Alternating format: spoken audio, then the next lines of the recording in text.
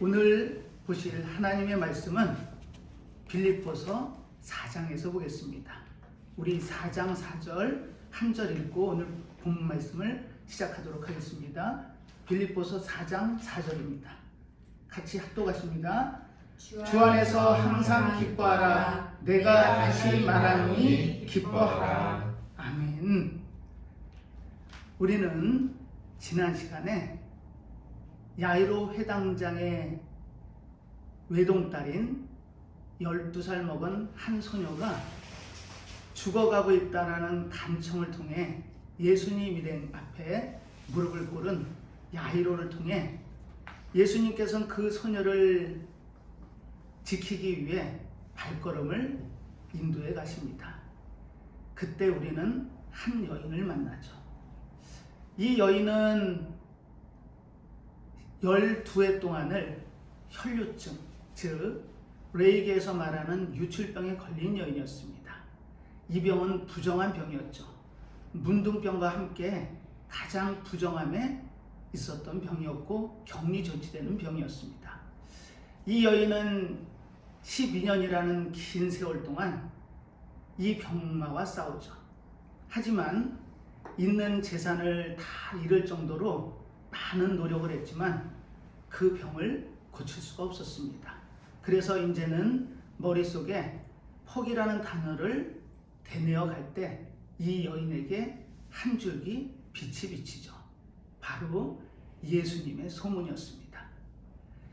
이 소문을 들은 이 여인은 혹시 그분의 옷자락에라도 손만 댄다면 이 병이 낫지 않을까 하는 믿음이 들었습니다. 그래서 격리 조치되어 있는 그곳에서 예수님이 일행이 계신 곳으로 달려나가죠. 천신만고 끝에 예수님의 옷자락을 잡는 데 성공을 합니다. 그리고 거짓말처럼 그 병이 근원부터 말랐죠. 완쾌가 된 겁니다. 이 여인은 아마 이 세상의 모든 것을 다 얻은 기쁨이었을 겁니다. 하지만 그 일이 이루어진 것을 아는 사람은 이 여인분이었죠. 그리고 오직 예수님만이 아셨습니다. 이 여인이 거기서 그냥 병이 나옴을 기뻐하며 돌아갔다면 그 여인은 그 뒤에도 많은 문제들을 만났을 겁니다. 예수님께서는 이 여인을 만나기 위해서 부르시죠. 누가 내 옷에 손을 댔느냐. NIV 성경에서는 이 대목을 후라는 단어를 썼습니다. 누가. 그런데 이 여인이 그 소리를 듣고 두려워 떨면서 예수님 앞에 가서 무릎을 꿇습니다. 그리고 저간의 자초지정을 말씀을 드리죠. 그때 이 여인을 부르는 호칭이 바뀝니다. 예수님께서는 이 여인을 딸아, my daughter, 딸이라고 호칭을 하십니다. 사실 이 딸이라는 호칭은 신약성경 어디에도 없는 호칭입니다. 오직 이 여인한테만 쓰신 호칭이죠. 그 얘기는 친근하고 애틋함으로 이 여인을 부르신 겁니다. 그리고 이 여인을 호칭이 바뀐과 동시에 예수님이 주시기를 원했던 참 구원을 만나게 되죠. 우리는 기도를 통해서 주님께 많은 것을 간구합니다. 그리고 그 문제가 해결이 되면 우리의 모든 문제가 해결이 됐다라는 오해 아닌 오해를 하게 되죠. 문제는 영원히 있습니다. 하지만 그 영원한 문제를 한 번의 해결로 해결받을 수는 없는 겁니다. 지금 주님께서는 이 여인에게 온전한 은혜를 주길 원하셨죠. 참 구원을 주길 원하셨습니다. 그래서 불러 세우셨죠. 그래서 그 여인이 주님의 음성을 듣고 몸을 돌립니다. 만약에 그 여인이 그 길로 그냥 갔으면 병고침으로 끝났겠죠. 하지만 우리의 삶은 그렇지가 않습니다. 문제의 연속이죠. 그 뒤에 문제는 무슨 힘으로 버텨낼까요? 아마 그 문제의 굴레에서 벗어나기는 어려웠을 겁니다. 그래서 주님은 이 여인을 만나길 원하셨죠. 우리가 이 땅에 살면서 많은 문제들을 마주치게 됩니다. 그때마다 그 문제가 주님이 나를 만나시기 위한 사인임을 기억하시기 바랍니다. 이 12의 병을 앓았던 이 여인이 그랬거든요. 예수님께서는 이 여인을 만나기를 원하셨습니다. 병을 고친 뿐 아니라 참 구원을 주길 원하셨죠. 그 여인이 바랬던 구원은 병 고침의 구원이었습니다. 하지만 주님께서는 이 여인의 병 고침 뿐 아니고 완전한 전인적인 구원을 주길 원하셨던 겁니다. 그래서 불러 세우셨죠. 그리고 그 여인은 그 주님의 말씀에 순종해서 그분 앞에 나아가 엎드리게 됩니다. 그리고 그분이 주신 참 평안을 얻죠. 주님께서는 이 여인에게 Go in peace, 평안히 가라, 평안을 얻어라. 내가 주고자 하는 것은 이 문제 해결이 아니고 그 위에 있는 참 평안을 너에게 주길 원하신다는 말씀이었습니다. 이 여인은 그 평안을 만나죠. 그 뒤로 이 여인은 문제에 넘어지는 일은 결단코 없었을 겁니다. 우리는 이 땅을 살면서 많은 문제들을 만나게 됩니다. 우리 힘으로는 어쩔 수 없는 그런 문제들을 만나게 되죠. 그때마다 우리는 기도해야 됩니다. 주님께서 우리보다 더 그 문제를 해결해 주시기 원하신답니다. 그리고 그 문제를 통해서 만나시길 원하시는 거죠. 그분이 손을 내미십니다. 우리는 그 문제 해결뿐 아니고 그분의 손을 잡아 그분이 이끄시는 참 평안을 누리는 믿음의 삶, 순례의 길을 다 사시는 사랑하는 믿음의 형제들, 자매들 다 되시기를 예수님의 이름으로 축복하겠습니다. 자, 오늘 본문을 보겠습니다. 오늘 본문은 지금 빌립보서 4장을 봤는데요. 이 4장은 이렇게 시작을 합니다. 항상 기뻐하라. 내가 다시 말하노니 기뻐하라. 사실 우리는 여기서 많은 찔림을 받습니다. 과연 이 세상을 살면서 이렇게 항상 기뻐할 수 있을까? 가능할까? 지금 성경은 가능하다고 말씀하고 있는 겁니다. 오늘 빌립보서 4장을 통해서 이 항상 기뻐할 수 있는 원동력이 무엇이고 그 방법이 무엇인지 오늘 본문에서 그 은혜를 통해 그 길을 찾는 귀한 시간 됐으면 하는 바람 간절합니다. 자, 오늘 빌립보서인데요. 이 빌립보라는 성은 BC 360년경에 알렉산더 대왕의 아버지죠. 빌립 2세가 그 당시에 이 빌립보 지역은 야만인들이 사는 지역이었습니다. 이 빌립 2세에 의해서 빌립보 성이 만들어지죠. 그리고 거기에 헬레니즘 문화가 들어갑니다. 그리고 훗날 시간이 흘러 이 지역이 로마의 수중에 들어가죠. 그리고 로마의 식민지가 됩니다. 퇴역한 많은 군인들을 이 지역으로 이주를 시키죠. 그리고 이 지역 사람들에게 그 당시에 가장 큰 특권인 로마의 시민권을 도장하고 이 지역을 개발을 했던 겁니다. 그리고 이 성은 바로 바울이 2차 전도 여행을 통해서 개척했던 유럽의 첫 교회가 있는 곳입니다. 사도 바울은 AD 49년에 2차 전도여행을 떠나죠. 물론 우여곡절은 있었습니다. 1차 전도여행 때 마가가 그 힘든 선교 사역지에서 중간에 돌아가죠. 그래서 바울과 바나바는 2차 선교여행 때 마가를 데려가느냐 이 문제로 굉장히 다툼이 있었습니다. 그리고 바울은 신라와 함께 원래 계획했던 소아시아 지역으로 전도를 떠나고 바나바는 자기의 생질인 마가를 데리고 구브로로 선교여행을 갔던 겁니다. 이 바울은 2차 선교여행을 떠나면서 1차 선교여행 때 개척했던 갈라디아 지역에 있는 교회를 개척의 역순으로 방문을 하죠. 더베 루스드라를 거쳐갑니다. 그리고 거기서 믿음의 아들인 디모데를 만나죠. 함께 2차 전도여행을 가는 겁니다. 2차 전도여행을 한참 하고 있는데 마게도냐 환상을 보게 됩니다. 성령이 아시아 선교를 2번에 걸쳐서 막죠. 그리고 마게도냐 환상을 통해 이 마게도냐 사람이 건너와서 우리를 도우라는 이야기를 듣습니다. 사도 바울은 그 꿈을 꾸고 드로아로 가죠. 바로 유럽의 첫 성인 빌립보를 마주하는 성이 이 드로아 성입니다. 우리가 트로이의 목마라고 들어보셨죠? 바로 그 트로이의 목마의 배경이 되는 곳이 드로아입니다. 여기서 5일이나 걸리는 그 길을 단숨에 이틀 만에 빌립보까지 갑니다. 그래서 바울의 일행이 빌립보에 들어가게 되는 거죠. 이 빌립보는 회당이 없었습니다. 이스라엘 백성들은 어느 지역에 가든 남자가 10명만 모이면 회당을 세웠습니다. 즉, 이 지역에 회당이 없었다는 얘기는 그 지역에 유대인, 이스라엘 백성이 10명이 채 안 됐다는 겁니다. 이 빌립보 지역에 가서 주일이 되고 기도처를 찾는데 그때 만난 여인이 바로 루디아였습니다.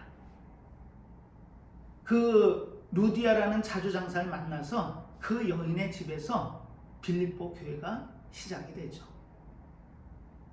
이 빌립보 교회를 개척한 바울은 빌립보에서 사역을 하다가 우여곡절 끝에 쫓겨나게 됩니다. 그래서 데살로니가로 옮겨가게 되죠. 그때 개척한 이 빌립보 교인들은 바울에게 약조를 합니다. 앞으로 선교 사역을 하는 데 있어서 많은 물질적인 도움을 줄 수 있기를 바란다고 하고, 사도 바울이 데살로니가에서 전도할 때 몇 차례에 걸쳐서 바울을 돕죠. 그러다가 소식이 끊깁니다. 이 빌립보 교인들은 바울의 소식을 수소문하죠. 근데 시간이 흘러 사도 바울이 로마에 갇혀 있을 때 연락이 닿습니다. 그래서 에바브로 디도를 통해서 그 부재금과 필요한 물품을 통해 옥바라지를 하기 위해 에바브라 디도를 로마로 보내죠. 그래서 만나서 빌립보의 그 저간의 이야기를 듣고 빌립보 교인들에게 서신서를 통해 감사를 표현하는 그 서신서가 바로 오늘 보는 빌립보서입니다. 자, 이 빌립보서를 이제 본문을 볼까요? 4절에 보면 주 안에서 항상 기뻐하라, 내가 다시 말하노니 기뻐하라, 이렇게 기록을 하고 있습니다. 참 이 본문을 읽으면서 사실 찔리는 부분이 있습니다. 목사인 저는 과연 얼마나 항상 기뻐할 수 있을까?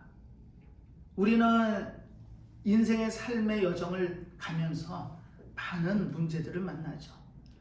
해결하기 어렵고 견디기 어려운 고통과 어려움 속에 살 수도 있습니다. 그런데 어떻게 항상 기뻐할 수 있을까요? 이 부분을 오늘 심도 있게 보려고 합니다. 기뻐하다.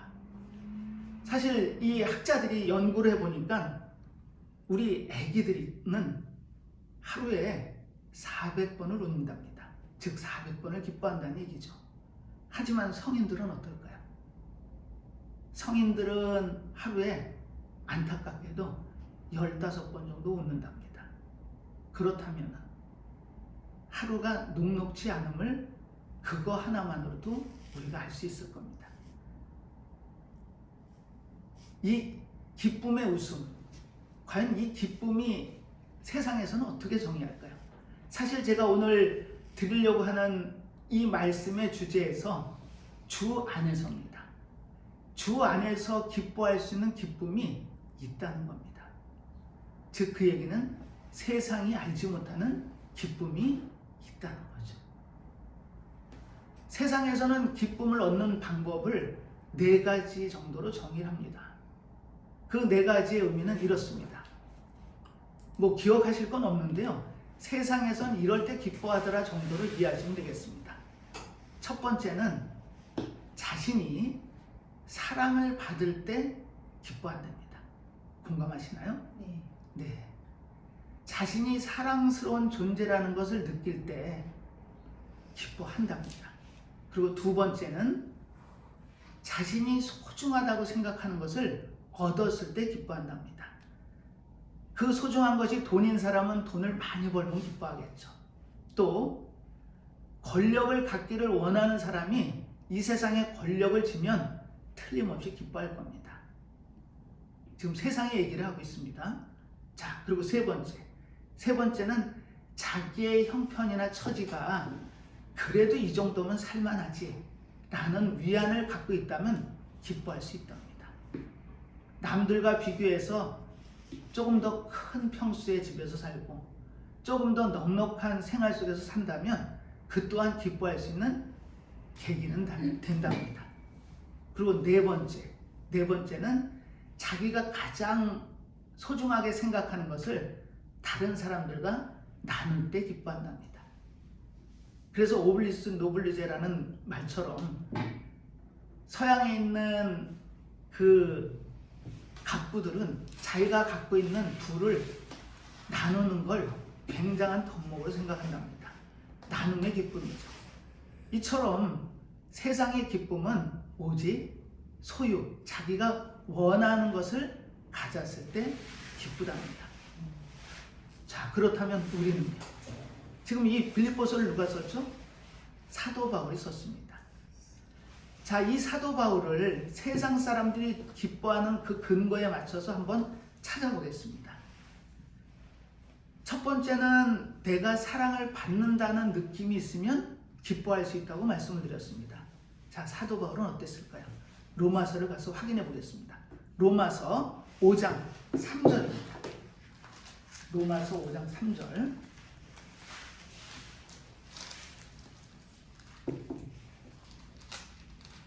자, 3절, 4절, 5절을 같이 합독하실 건데요. 이 세 절을 통해서 사도 바울이 정말 기뻐할 수 있었는지 한번 확인해 보겠습니다. 자, 3절부터 5절까지 같이 합독하십니다. 다만 이뿐 아니라 우리가 환난 중에도 즐거워하나니 이는 환난은 인내를, 인내는 연단을, 연단은 소망을 이루는 줄 아미로다. 소망이 부끄럽게 아니함은 우리에게 주신 성령으로 말미암아 하나님의 사랑이 우리 마음에 부은 바 됨이니. 자, 이렇게 로마서에 사도 바울이 기록을 했습니다. 이 5절에 보면 눈에 띄는 단어가 보이죠. 하나님의 사랑. 사도 바울은 하나님의 사랑을 받고 느낀 사람입니다. 이 사도 바울의 인생의 변곡점은 물론 다메섹 도상이었습니다. 그때까지 주님을 만나지 못했죠. 아니요, 주님을 핍박하던 자였습니다. 그 핍박하던 사도 바울이 다메섹 도상에서 부활하신 주님을 만나죠. 그리고 이방 선교를 위한 택한 나의 그릇이라는 말씀을 듣고 이방 전도 선교를 했던 인물이 바로 바울이었습니다. 바뀐 계기가 뭐였을까요? 그 이유는 딱 하나입니다. 사도 바울을 주님이 사랑하셔서 찾아오신 사건이 다메섹 도상의 사건이었습니다. 우리는 인생을 통해서 많은 변곡점을 만날 수 있습니다. 하지만 가장 진정한 변곡점은 십자가에서 시작이 되는 겁니다. 사도 바울이 다메섹에서 예수님을 만나고 바뀔 수 있었듯이 우리가 십자가의 사역의 그 의미를, 참 의미를 깨닫는 순간 우리는 변화되고 바뀔 수 있는 겁니다. 그 십자가가 바로 하나님의 지극하신 사랑의 표현이셨거든요. 그 사랑을 우리가 깨닫는다면, 아, 내가 하나님을 사랑하고 사랑을 받는 존재였구나. 이 깨달음이 있으면 우리는 충분히 기뻐할 자격이 있는 거고 기뻐할 수 있는 겁니다. 사도 바울은 그렇게 주의 종의 사명을 감당했던 인물이었습니다. 그 끝을 볼까요? 끝은 빌립보서에서 봅니다. 빌립보서 오늘 본문인데요. 1장을 가서 보면은 1장 20절 21절인데요. 자, 찾으셨으면 빌립보서 1장 20절 21절 같이 읽겠습니다. 나의 간절한 기대와 소망을 따라 아무 일에든지 부끄럽지 아니하고 오직 전과 같이 이제도 온전히 담대하여 살든지 죽든지 내 몸에서 그리스도가 존귀되게 하려 하나니. 21절입니다. 이는 내게 사는 것이 그리스도니 죽는 것도 유익함이니라. 아멘. 자, 주님의 사랑을 만난 바울의 고백입니다. 그분이 존귀하시면 내가 어떻게 되든 개의치 않겠다는 겁니다. 그리고 죽는 것도 그분을 위해서 죽는 거라면 그 또한 유익하다고 고백을 하죠. 이게 바울의 믿음이었습니다. 우리는 세상에서 보면은 자기가 가진 것을 나눌 때 기뻐한다고 말씀을 드렸죠. 우리는 하나님의 사랑을 받은 하나님의 자녀의 백성입니다. 그렇다면 우리도 그 사랑을 나눠야 되겠죠. 우리가 줄 수 있는 건 금전적인 여유가 있다면 뭐 물질적으로도 도움을 줄 수 있겠죠. 하지만 지금 사도 바울의 고백처럼 그 사랑을 우리는 나누는 자들이 되어야 됩니다. 자, 오늘 이제 그렇게 하시고 오늘 본문을 보시면 이제 이해가 되실 겁니다. 자, 항상 기뻐하라. 다시 말하노니 기뻐하라. 사실 이 기쁨의 주체가 우리가 오해를 할 수 있습니다. 그 이유는 뭐냐면 성경에서 이건 내가 할 수 있는 일이 아니야 라고 판단이 쓰고 기준이 쓴다면 그 주체를 바꾸십시오. 이니셔티브, 주도권이 나에게 있는 게 아니고 주님에 있다는 것을 깨달으시기 바랍니다. 지금 이 기뻐하는 것은 내가 기뻐할 수 있는 처지와 형편이어서 기뻐할 수 있다는 의미가 아니고 그분이 우리를 기쁜 자리로 이끌어 가시겠다는 그분의 선언이 있습니다. 그 관점에서 이 본문을 다시 읽어본다면 이 본문의 의미가 와닿을 겁니다. 자, 기뻐하는 게 누가 기뻐한다고요? 우리가요? 아니면 주님이요? 주님이 기뻐하게 하신답니다. 이건 우리가 할 수 있는 부분이 아니라는 얘기죠. 왜요? 우리는 이 세상에 살면서 많은 어려움, 힘든 곤란, 이 모든 것을 통해서 어려워질 수 있습니다. 그때마다 지금 요즘 한창 수능이 결과가 발표가 나죠. 1년 동안 아니요, 3년 동안 고등학교 내내 수능을 준비한 학생이 있습니다. 이 학생이 성적표를 받아들었는데 말도 안 되는 성적이 나왔는데 과연 기뻐할 수 있을까요? 우리가 살면서 많은 슬픈 일을 당하는데 그때 기뻐할 수 있을까요? 하지만 궁극적으로 그분이 우리를 기쁨의 자리로 데려가시겠답니다. 우리는 로마서에서 그분이 합력하여 선을 이루신다는 본문 말씀을 통해 은혜를 받았습니다. 이 기뻐한다라는 기쁨은 그분이 이 자리로 우리를 이끌어 가시겠다고요. 즉 그 얘기는 앞에서 주님이 끄시고 뒤에서 성령께서 말할 수 없는 탄식으로 우리를 붙잡아 주신답니다. 그래서 우리를 하나님께 인도해 가시는 거죠.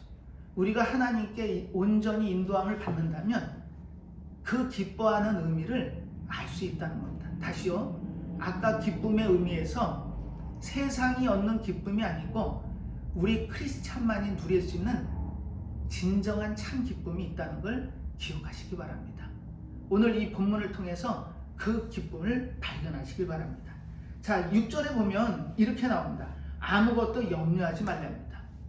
기뻐하고 염려하지 말랍니다.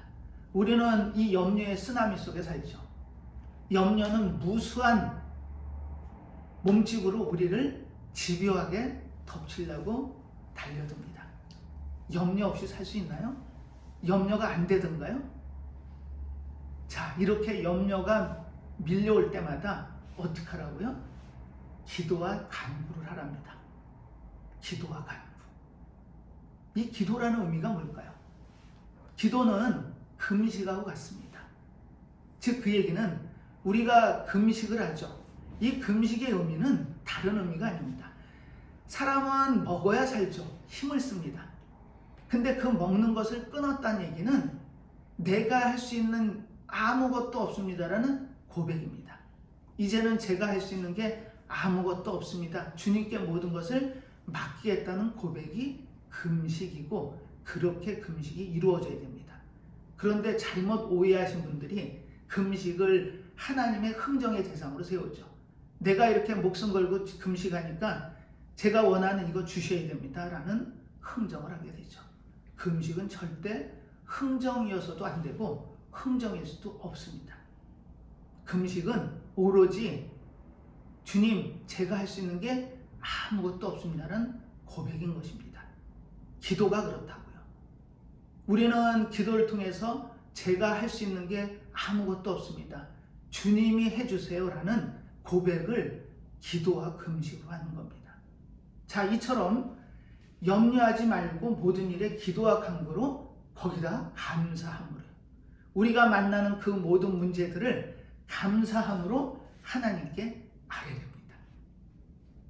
하나님, 제가 할 수 있는 거 아무것도 없다는 걸 고백하는 겁니다.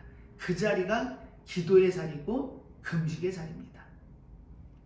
자, 그렇다면 주님은 우리를 어떻게 이끌어 가실까요? 그런데 제가 한 절을 빼먹었습니다. 4절과 6절 사이에 한 절을 안 읽었는데요, 그 끼워져 있는 절을 보면 그 의미를 이해하실 겁니다. 자, 5절 같이 읽습니다. 너희 관용을 모든 사람에게 알게 하라. 주께서 가까우시니라. 아멘. 여기서 관용이란 단어가 나오죠. 관용 그러면 우리는 보통 너그럽게 용서하다, 이해하다, 받아들이다, 뭐 이 정도로 우리가 알고 있는 단어입니다. 그런데 지금 여기가 어느 지역이죠? 빌립보는 헬라 지역입니다.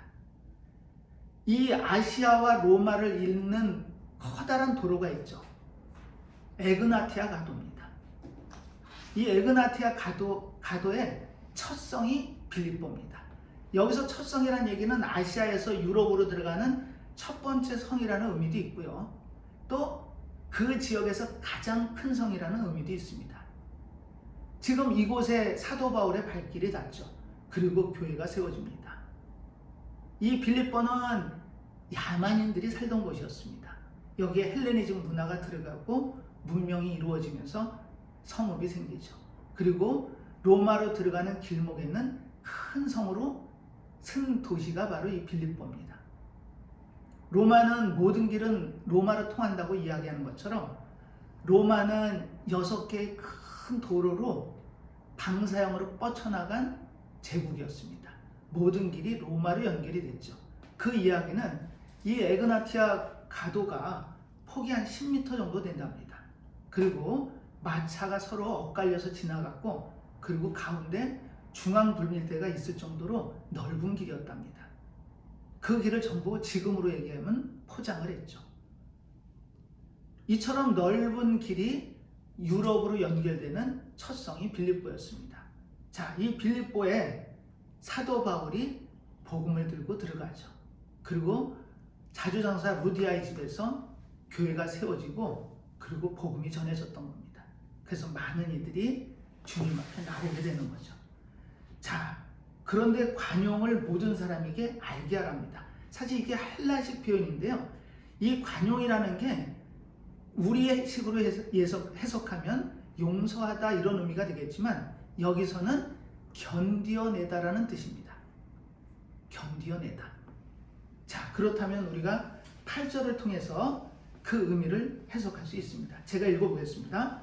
정말로 형제들아, 무엇에든지 참되며, 무엇에든지 경건하며, 무엇에든지 오르며, 무엇에든지 정결하며, 무엇에든지 사랑할 만하며, 무엇에든지 칭찬할 만하며, 무슨 덕이 있는지, 무슨 기림이 있든지 이것들을 생각하라. 자, 이 이야기는 우리가 믿음의 여정을 떠나고 많은 도전을 받습니다. 이 믿음의 여정 가운데, 도전 가운데 많은 박해 아닌 박해도 받죠. 사도 바울은 엄청난 박해를 받았습니다. 40에서 한 대 가만은매를 5번이나 맞았던 인물이 사도 바울이었습니다. 그리고 가는 곳마다 위협을 느꼈죠. 강의 위협, 바다의 위협, 많은 위협을 고린도 후서에 가면 확인할 수 있습니다. 이처럼 내 민족의 위협, 이방의 위협을 겪으면서 사도 바울은 인내하고 견딜 수 있었습니다. 그 이유가 뭐였을까요? 사도 바울은 예수님께서 사도 바울을 다메섹에서 찾아오셨죠. 그리고 복음의 진리를 듣습니다. 그리고 그 복음을 땅끝까지 전하게 되는 인물이 사도 바울이었습니다. 이 사도 바울이 이렇게 바뀐 이유가 뭘까요? 그 이유는 딱 하나입니다. 결과를 알았던 거거든요. 이 결과는 사실 창세기 3장 15절에 나옵니다. 우리가 흔히 원시복음이라고 하는 창세기 3장 15절의 말씀을 보면 여자의 후손이 너의 머리를 상하게 할 것이요 너는 그의 발꿈치를 상하게 할 것이라고 기록을 하고 있습니다.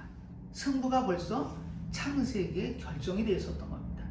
바울은 그 결정을 알고 있었던 인물이었죠. 자, 그 얘기는 이제 오늘 본문의 주제 제목처럼, 제목이 뭐죠? 주 안에서. 이 주 안에서라는 의미는 주 안에서 모든 것이 결정이 나 있다는 겁니다. 우리가 염려한다고 결과가 바뀔까요? 우리가 걱정한다고, 근심한다고 우리의 그 문제들이 결과가 달라질까요? 그렇진 않습니다. 하지만 주님이 세우신 결과는 바뀔 수가 없다는 거죠. 사도 바울은 그걸 알았던 겁니다. 자, 우리가 4절의 처음 부분을 제가 안 읽었는데요. 처음 부분이 주 안에서가 나옵니다. 항상 기뻐하는데, 다시 말하는데 기뻐하는데 그 기뻐하는 주체가 주님이시라고요. 주님이 우리를 그 자리에 이끌어 가신다고요. 그러니까 결과는 정해져 있는 겁니다. 그렇기 때문에 담대함도 나올 수 있는 거고 관용도 나올 수 있는 겁니다. 이 관용은 참고 이겨내는 것을 관용이라고 합니다. 우리가 이 세상을 살면서 많은 어려움을 겪죠. 그때마다 넘어지지 말랍니다. 힘들어하지 말랍니다. 기뻐하랍니다. 그리고 염려하지 말고 모든 것을 기도와 간구로 하나님께 맡기랍니다. 지금 사도 바울은 그게 가능하려면 우리가 주 안에서, 주님이 내 안에, 내가 주님 안에, 우리가 십자가에서 그분을 만나는 순간 나의 존재의 주인이 바뀌어가는 과정입니다. 지금까지는 내가 나의 주인이었습니다. 하지만 십자가의 그분을 만나는 순간 우리의 주인이 나에서 예수님으로 바뀌어가는 과정이 있습니다. 사실 예수님은 그 사건을 영단번으로 끝내셨죠. 십자가에서 죽으시고 3일 만에 부활하셔서 모든 것을 이루신 분입니다. 하지만 우리는 연약한 인간이기 때문에 그럴 수가 없다는 거죠. 그래서 우리 앞에는 늘 시간과 공간이라는 문제가 앞에 놓이게 됩니다. 시간을 통한 역사, 또 공간을 통한 삶, 삶의 역사 속에 많은 우여곡절이 있게 된다는 겁니다. 그때마다 우리는 어떻게 해야 된다고요? 관용해야 된다고요. 이겨내야 된다고요. 왜요? 우리는 결과를 받은 사람들이거든요. 그 결과는 주님이 약속하신처럼, 본을 보이신 것처럼 우리는 그 승리를 기억하고 마음속에 담고 있을 때 우리는 기뻐할 수 있는 겁니다. 우리의 문제들로는 기뻐할 수 있는 여지가 없습니다. 하지만 그분께로 마음이 향하고 그분께로 시선이 돌려지는 순간 우리는 그 기쁨의 의미를 알고 누릴 수 있다는 겁니다. 열두의 혈병을 앓던 그 여인이 평안히 갈 수 있었던 건 그분을 만났기 때문에 가능한 겁니다. 주님은 그걸 주길 원하셨거든요. 너희들이 갖고 있는 문제의 해결이 인생의 행복을 보장하지 못한다는 걸 주지시키신 겁니다. 잠깐의 해결책은 될 수 있지만 영원한 해결책이 될 수 없다는 겁니다. 그래서 그분은 우리를 만나길 원하셨죠. 우리는 십자가에서 그분을 만나셨나요? 진정으로 만나시기 바랍니다. 그분이 만나지는 순간 나라는 존재의 주인이 바뀌는 역사가 일어납니다. 내가 나의 주인이라고 알고 사는 사람은 그냥 세상에 있는 겁니다. 하지만 나의 주인이 주님이심을 고백할 수 있다면 이제는 세상을 사는 삶이 달라집니다. 아까 기쁨이 뭐라고 그랬죠? 세상 사람들이 알지 못하는 우리만의 비밀스러움이 있다고 말씀드렸습니다. 그래서 그 기쁨의 비밀을 아는 사람은 바른 신앙생활을 하는 사람입니다. 하지만 이 기쁨을 알고도 누리지 못한다면 그 신앙은 병든 신앙입니다. 그리고 그런 기쁨이 있는지조차도 모른다면 그 사람은 세상 사람이 되겠죠. 우리는 주님으로부터 택함을 받은 주님의 자녀의 백성입니다. 이 기쁨이 그분께 있다고요. 우리는 이니셔티브가 나한테 있다고 오해하시면 안 됩니다. 오직 그분한테 있습니다. 그분이 우리 삶의 주도권을 가지고 우리를 이끌어 가신다고요. 그러면 우리는 항상 기뻐할 수 있는 겁니다. 항상 염려에서 자유로울 수 있는 겁니다. 자, 이제 마지막으로 7절을 읽고 오늘 본문 말씀을 마무리하겠습니다. 자, 7절 같이 읽습니다. 그리하면 모든 지각에 뛰어난 하나님의 평강이 그리스도 예수 안에서 너희 마음과 생각을 지키시리라. 아멘. 하나님이 주시길 원하시는 평강, 완전한 구원. 그 여인이 12해 동안 그렇게 목말라 했던 문제 해결이 아니라 주님을 만남을 통해서 그분이 주시고자 했던 참 평안, 그 평안을 주시겠답니다. 그리고 거기에는 너희 마음과 생각을 지키시리라 이렇게 기록하고 있는데요. 마음이 문제랍니다. 그 마음이 어떻게 가느냐에 따라서 우리의 삶의 방향은 완전히 바뀌게 되는 겁니다. 사실 우리가 성경 구절 중에 굉장히 유명한 구절이 있습니다. 바로 13절에 있는데요. 자, 13절 한번 읽어볼까요? 자, 같이 읽습니다. 내게 능력 주시는 자 안에서 내가 모든 것을 할 수 있느니라. 아멘.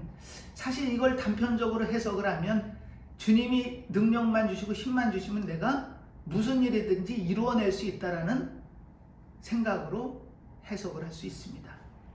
하지만 이 말의 깊은 진의리를 아시려면 지금 이 상황을 아셔야 됩니다. 빌립보 교인들은 사도 바울을 돕기를 원했죠. 하지만 연락이 끊겨졌습니다.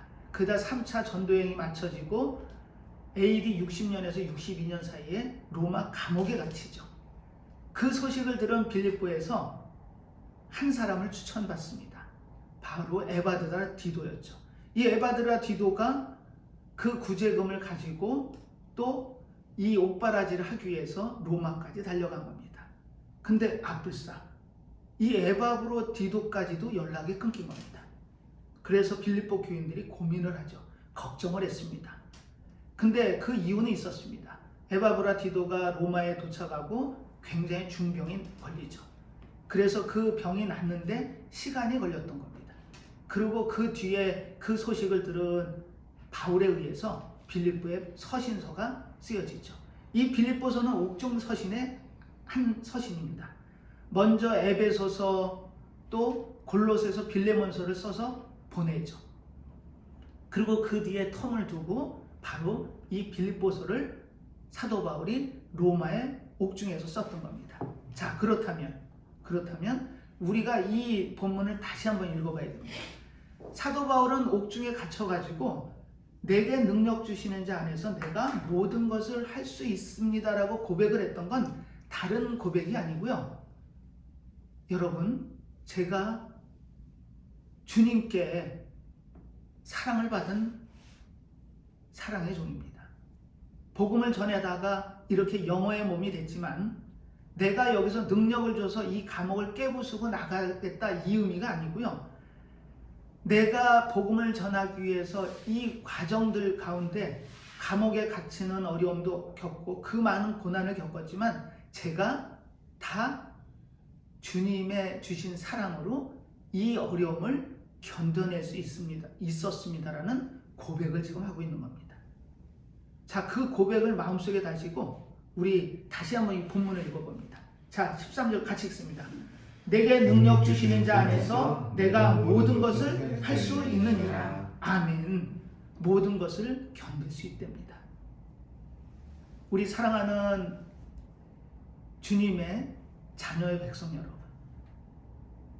믿음의 순례의 길을 떠난 여러분, 우리는 십자가에서 그분을 만났습니다. 그리고 나의 주인이 바뀌는 역사를 경험했죠. 그분이 나의 주인이십니다. 그분이 내 안에 있는 한 나는 항상 기뻐할 수 있습니다. 또 염려를 그분께 맡길 수 있습니다.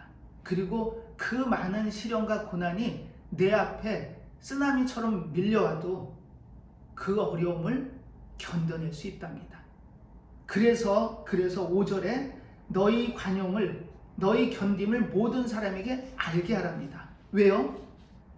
세상 사람들이 그걸 보고